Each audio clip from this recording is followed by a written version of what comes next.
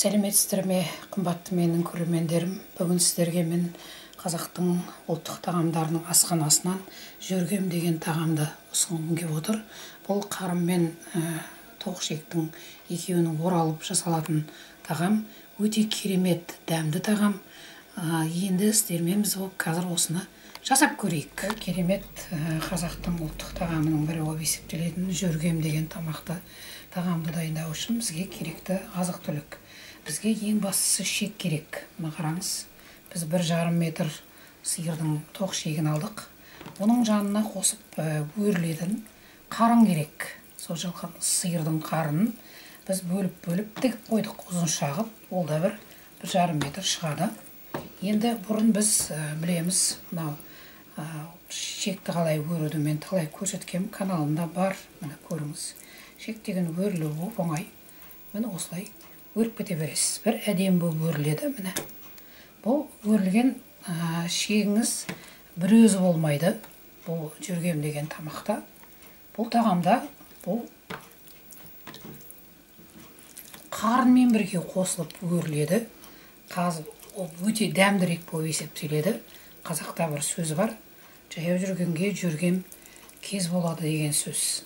Сол кез келген үйден осы жүргемді жеп жүруге болатын көрсететін сияқты. Сол кездегі біздің ата-бабаларымыздың. Көріңіз қандай керемет. Міне қарынның да дәмі шығады, шектің де дәмі шығады. Керемет болып өрілді. Міне. Енді қазір ол қазанда 2 сағаттан көп қайнайды. Сосын бұл қайнап піскеннен кейін бұл үлкен адамдарға жасалып атқасын, ағайындарыңызға жасалып атқан керемет тағам болғандықтан, бұны бас-табаққа да, онан кейінгі табақтарға да бұл жүргем тағамын сала беруіңізге болады. Сонда ол керемет етпен бірге қосылып, керемет болып желінеді. Қазір қазанға барады. Міне қазанға да келді. Қайнап шыққанын күтеміз дағы. Жай отта 2,5 сағат, 3 сағат болсын.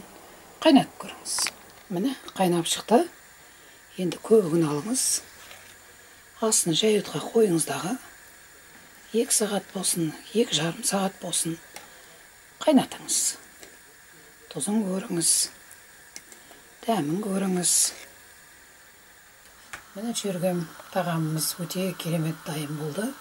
Жұмсақ. Сондай кесіп көрдік. Енді бұны осы күйінде қоймай, енді сәл табаға қуырып алыңыз, сонда балаларыңыз жақсы жейтін болады. Міне табаға сәл қызартып қуырып алып отырмын. Міне жүргем деген керемет тағамымыз дастарханға келді. Қарынмен жаңаға шек оралған. Енді бұл 2 сағат қайнады. Енді бұны кесіп көреміз қазір. Өте жұмсақ болған, қараңыз, кесіліп жатыр. Сондай тамаша тағам. Қазақтар негізі білген бұл не тамақ. Қандай тамақ жеу керек екен, жол жүріп жүрсе де жүргем тамағын жасап жүрген. Бұны құдалардың алдына да қойылатын үлкен бас табақтарға да бұны араластырып салып отырған.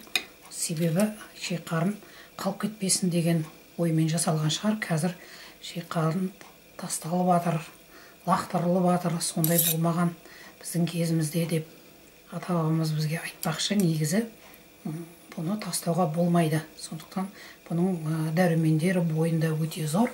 Осыны сіздер енді жасап жүріңіздер. Қазақтың ұлттық тағамдарын, ата-бабамыздың тағамдарын ұлықтап жүрейік. Осыны жасап жүрейік. 1-2 жасасаңыз өте сізге ұнап қалады. Пікірлеріңізді ортаға салыңыздар. Сіздердің пікірлеріңіз мен үшін өте маңызды.